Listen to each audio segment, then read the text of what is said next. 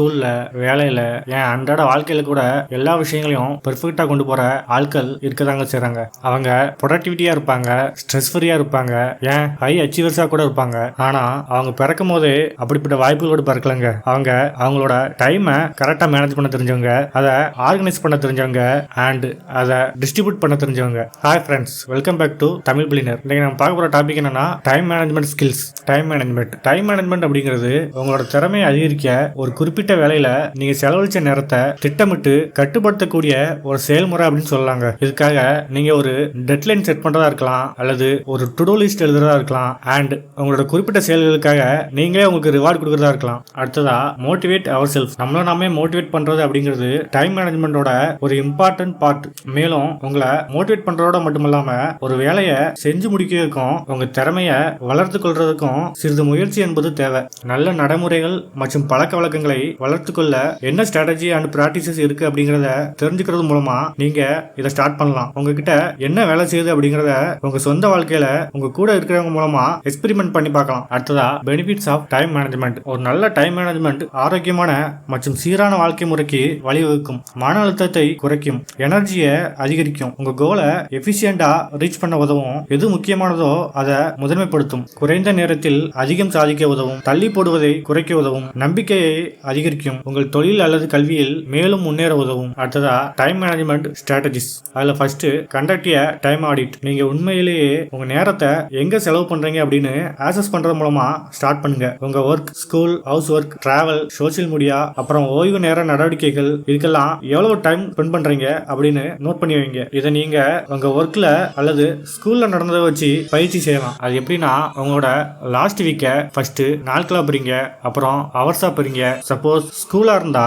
அந்த சப்ஜெக்ட்ல குறிப்பிட்ட பார்ட்டை முடிக்க உங்களுக்கு எவ்வளவு டைம் ஆச்சு அப்படின்னு. சப்போஸ் வேலையில இருந்தீங்கன்னா உங்க ப்ராஜெக்டை முடிக்க அதிக டைம் எடுத்துக்கலாம், பிகாஸ் நீங்க உங்க மொபைல் போனை ஸ்க்ரோல் பண்ணிட்டே இருந்திருக்கலாம். இதெல்லாம் பேஸ் பண்ணி ஒரு கோலை செட் பண்ணுங்க. இது மூலமா ஒரு குறிப்பிட்ட வேலையை முடிப்பதற்கு தேவையான ஒரு குறிப்பிட்ட டைமை செட் பண்ண பிளான் பண்ண முடியும். அது மட்டும் இல்லாம எதுக்கு முன்னுரிமை கொடுக்கணும், எது ரொம்ப இம்பார்ட்டன்ட் அப்படிங்கிறது உங்களுக்கு புரிய வரும். இதுக்கு நீங்க வாரத்தின் முதல் நாளான சண்டே அன்னைக்கு ஒரு half an hour உட்கார்ந்து அந்த வாரத்துல ஒவ்வொரு நாளும் நீங்க என்ன ஒர்க் செய்ய போறீங்க, என்னென்ன ஈவென்ட்லாம் உங்களுக்கு இருக்கு அப்படிங்கறத எழுதி வைங்க. ஆனா இதை நீங்க ரொம்ப டெடிகேட்டடா செய்யணும், அப்பதான் இது ஒர்க் ஆகும். அடுத்ததா second, use the Eisenhower matrix to set your priorities. இந்த ஐசன்ஹவர் மெட்ரிக்ஸ் அப்படிங்கிறது ஒரு பாப்புலர் டூல். இது மூலமா important, not important, urgent and not urgent இந்த மாதிரி விஷயங்களை வேறுபடுத்தி பார்க்க முடியும். இந்த குவாட்ரண்ட்ல 4 பாக்ஸஸ் இருக்கும். இது நீங்க செய்ய வேண்டிய வேலையை பிரிச்சு முதன்மைப்படுத்தி அதுல எதை நீங்க ஃபர்ஸ்ட் ஃபோக்கஸ் பண்ணணும் அப்படிங்கறத உங்களுக்கு காட்டும். இந்த 4 Ds ஆஃப் எக்ஸிகியூஷன் என்னன்னா do, defer, delegate and delete. இதை பத்தி கொஞ்சம் பிரீஃபா பார்க்கலாம். Quadrant 1 important and urgent. இந்த வேலையில தான் நீங்க முதல்ல செய்யணும். உங்க இலக்குகளுக்கு பொருத்தமான முதன்மையான வேலைகள் இவைதான். அடுத்ததா quadrant 2 important but not urgent. இதுக்கு ஷெட்யூல் பண்ணி அப்புறமா பண்ணிக்கலாம். அடுத்ததா quadrant 3 urgent but not important. உங்க லாங் டர்ம் கோலுக்கு இந்த வேலை பயனளிக்காது அப்படின்னு தெரிஞ்சா இதை மற்றவங்க கிட்ட ஒப்படைக்கலாம். அடுத்ததா quadrant 4 not important and not urgent. இந்த வேலைகளை செய்யாம விட்டுருங்க, அல்லது ஓய்வு நேரம் கிடைக்கும் போது இதை செய்யுங்க. ஏன்னா நீங்க பிரியாரிட்டியா செய்ய வேண்டிய வேலையில இருந்து இது உங்க கவனத்தை செதறடிக்கும். இன்னும் சிம்பிளா இதை அப்ரோச் பண்ணணும்னா ஒரு டாஸ்க் லிஸ்ட் ஒன்ன ரெடி பண்ணுங்க. அதுல எது அர்ஜென்ட், எது இம்பார்ட்டன்ட் அப்படின்னு மார்க் பண்ணுங்க.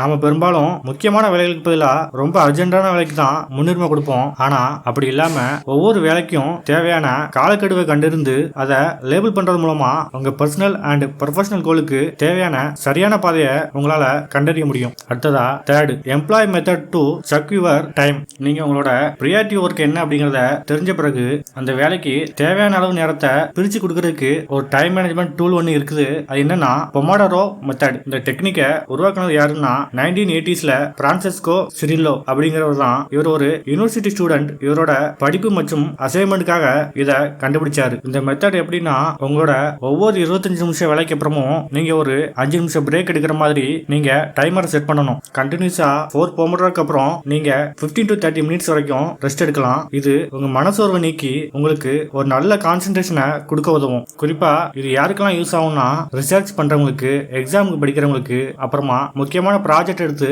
பண்றவங்களுக்கு. இப்படி நீங்க செய்யறது மூலமா நீங்க ஒரு வேலையை தள்ளி போறது கம்மியாகும், உங்களோட ப்ரொடக்டிவிட்டி இன்க்ரீஸ் ஆகும். Fourth, focus on one thing at a time. ஒரே நேரத்துல பல வேலையை செய்யறது உங்களை லெஸ் எஃபிஷியண்டா மாத்தும். அதனால ஒரு நேரத்துல ஒரு வேலையை மட்டும் செய்யப்படாதுங்க. உலகத்துல ஒன்லி 2.5% மக்கள் மட்டும் தான் மல்டி டாஸ்கிங்க எஃபெக்டிவா செய்யறாங்க அப்படின்னு ஒரு ரிசர்ச் சொல்லுது. ஒரே நேரத்துல பல வேலையை செய்யறதுனால உங்க அறிவாற்றல் திறன் பாதிக்கப்படலாம் அல்லது உங்க முன்னேற்றத்துல அதிருப்தி அடையலாம். அப்புறமா ஒரு வேலையை தொடங்குறதுக்கு முன்னாடி நீங்க அந்த வேலையை செய்து முடிக்கிற வகையில உங்க நேரத்தை ஒழுங்கமைக்கிறது உங்களுக்கு நம்பிக்கையை அதிகரிக்கும். மேலும் உங்க வேலைகளை பிரிக்க இது உங்களுக்கு உதவியா இருக்கும். எக்ஸாம்பிளுக்கு நீங்க ஒரு ரைட்டரா இருந்தீங்கன்னா மண்டே வரைக்கும் ஆராய்ச்சி பண்றதுக்கு, டியூஸ்டேல இருந்து தேர்ஸ்டே வரைக்கும் எழுதுறதுக்கு, ஃப்ரைடே எடிட் பண்றதுக்கு அப்படின்னு உங்க நாட்களை பிரிச்சுக்கலாம். அடுத்ததா 5th, give your self A reward. நீங்க உங்க டைம் மேனேஜ்மெண்ட்ல அடாப்ட் ஆகிறதுக்கு உங்களை மோட்டிவேட் பண்ணக்கூடிய ஒரு சோர்ஸ் தான் இந்த ரிவார்டு. நீங்க ஒவ்வொரு முக்கியமான வேலைகளையும் சிறப்பா முடிச்ச பிறகு உங்களுக்கு நீங்களே ரிவார்டு கொடுத்துக்கோங்க. இந்த ரிவார்டு ரொம்ப ஆடம்பரமாவோ அல்லது விலை உயர்ந்ததாகவோ இருக்க வேண்டிய அவசியம் இல்லை.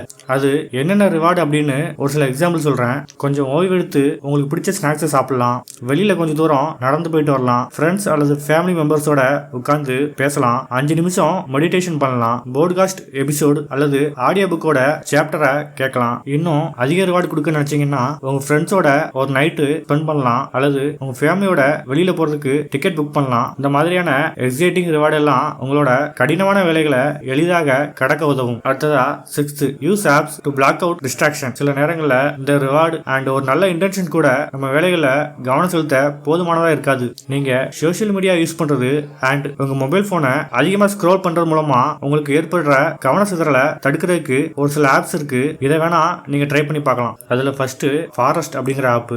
இதுல நீங்க உங்க மொபைல்ல டைம் செட் பண்ணி வச்சுட்டு அது மூலமா ஃபாரஸ்ட்ல காயின்ஸ் ஏர்ன் பண்ணலாம். நீங்க டைமரை செட் பண்ணிட்டு மொபைலை க்ளோஸ் பண்ணி வச்சுட்டு உங்க வேலையை பார்க்க ஆரம்பிச்சிடலாம். நீங்க செய்யற ஒவ்வொரு குறிப்பிட்ட வேலைக்கும் காயின்ஸ் கிடைக்கும். இது மூலமா நீங்க ஃபாரஸ்ட்ல பிளான்ட் அண்ட் ட்ரீஸை டெவலப் பண்ண முடியும். உங்க ஒர்க்கும் போர் அடிக்காம கரெக்டா முடியும். அடுத்ததா ஃப்ரீடம் அப்படிங்கிற ஆப். இந்த டூல் உங்க மொபைல் இருக்கிற எல்லா வெப்சைட் அண்ட் ஆப்ஸை பிளாக் பண்ணும். இதுல இருக்கிற ஃப்ரீ ட்ரையலை யூஸ் பண்ணி இது உங்களுக்கு பொருத்தமா இருக்குமா இல்லையா அப்படிங்கறத நீங்க டெஸ்ட் பண்ணி பார்க்கலாம். அடுத்ததா how to create your own time management strategy. இப்போ உங்ககிட்ட potential time management tips and method இருக்கு. இதுக்காக நீங்க ஒரு ஸ்ட்ராட்டஜியை கிரியேட் பண்ணணும். இது மூலமா உங்களுக்கு லாங் டர்ம் ஹேபிட்ஸ் அண்ட் ரொட்டீனை நீங்க எக்ஸ்பெரிமெண்ட் பண்ணி பார்க்கலாம். அடுத்ததா பப்ளிஷ் கோல்ஸ் அண்ட் பிரியாரிட்டிஸ். நீங்க ஒரு ஸ்டூடெண்ட் அல்லது வேலை செய்யறவரா இருந்தாலும் சரி அல்லது ரெண்டும் சேர்ந்து செஞ்சாலும் சரி, நீங்க ஃபேமிலி அல்லது பேச்சுலரா இருந்தாலும் சரி, உங்க தொழில் அண்ட் தனிப்பட்ட வளர்ச்சிக்காக உங்களோட short term and long term கோலை பத்தி திங்க் பண்ணுங்க. உங்க கோலை ஸ்மார்ட்டா செட் பண்ணுங்க. குறிப்பிட்ட அளவிடக்கூடிய, அடையக்கூடிய, பொருத்தமான மற்றும் சரியான நேரத்தில் அதை அடைவதற்கு உங்க ப்ரொடக்டிவிட்டியை இன்க்ரீஸ் பண்ண உங்க டைமை எப்படி மேனேஜ் பண்ணலாம் அப்படிங்கறத பத்தி யோசிங்க. நீங்க உங்க கோலை செட் பண்ண உடனே அந்த வேலைகள்ல எது இம்பார்ட்டன்ட் அப்படின்னு வரிசைப்படுத்தி அதுக்கு பிரியாரிட்டி கொடுங்க. இதை காட்சிப்படுத்துறதுக்காக நீங்க ஒரு போஸ்டர் எழுதி ஒட்டினாலும் சரி அல்லது உங்களோட பேனா அல்லது பேப்பரை யூஸ் பண்ணாலும் சரி. அடுத்ததா choose the best method for you. இது முன்னாடி சொன்ன டிப்ஸோட லிஸ்ட்டை பயன்படுத்தி இதை செயல்படுத்துறதுக்கு ஒரு மெத்தட் ஒன்ன சூஸ் பண்ணுங்க. இதுக்கு முன்னாடி உள்ள காலங்களில் உங்களுக்கு எது நல்ல வேலை செஞ்சிச்சோ அந்த மெத்தடை பயன்படுத்தலாம். அப்படி எது வேலை செஞ்சிச்சு அப்படின்னு உங்களுக்கு தெரியலன்னா ரேண்டமா ஒன்ன சூஸ் பண்ணிக்கலாம். அடுத்ததா பிளான் அண்ட் இம்ப்ளிமெண்ட். நீங்க சூஸ் பண்ண மெத்தடை ஒரு குறிப்பிட்ட காலத்துக்கு பயன்படுத்துங்க. ஒரு ஸ்ட்ராட்டஜி ஒர்க் ஆகுதா இல்லையா அப்படிங்கறத கண்டுபிடிக்க ஒரு மாசம் போதும். ஒரு மாசத்துக்கு அப்புறம் உங்க இம்ப்ரூவ்மெண்ட்டை மானிட்டர் பண்ணுங்க. ஒவ்வொரு வாரம் முடிஞ்ச பிறகும் நீங்க எப்படி ஃபீல் பண்றீங்க அப்படிங்கறத எழுதி வைங்க. அடுத்ததா ரீஅசஸ். உங்களோட புதிய டைம் மேனேஜ்மெண்ட்டை ஒரு மாசத்துக்கு அப்புறம் ரீஅசஸ் பண்ணி பாருங்க. எது வேலை செய்யுது, எது வேலை செய்யல அப்படிங்கறத பாருங்க. அதுக்கு ஏத்த மாதிரி உங்க ஸ்ட்ராட்டஜியை மாத்தி அமைங்க. ஒவ்வொரு மாசமும் இந்த ஹேபிட்டை கண்டினியூ பண்ணிக்கிட்டே இருங்க. உங்களோட பிரியாரிட்டி மாறும்போது அதுக்கு ஏத்த மாதிரி இதை மாத்துங்க. ஏன்னா நீங்க ஸ்டூடெண்டா இருக்கும்போது என்ன வேலை செய்யுது அப்படிங்கிறது நீங்க ஒரு நியூ ஜாபை ஸ்டார்ட் பண்ணும்போது ஒரே மாதிரியா இருக்காது. அண்ட் மைண்ட்ல வச்சுக்கோங்க, டைம் மேனேஜ்மெண்ட் பிராக்டிஸ் அப்படிங்கிறது ஒரு continuous process. It's about progress, not perfection. Okay friends, இந்த வீடியோ உங்களுக்கு பயனுள்ள தகவல்களை வழங்கியிருக்கு அப்படின்னு நீங்க நினைச்சீங்கன்னா வீடியோவை லைக் பண்ணுங்க. கீழே இருக்கிற சப்ஸ்கிரைப் பட்டனை பிரஸ் பண்ணுங்க. தேங்க்ஸ் ஃபார் வாட்சிங்.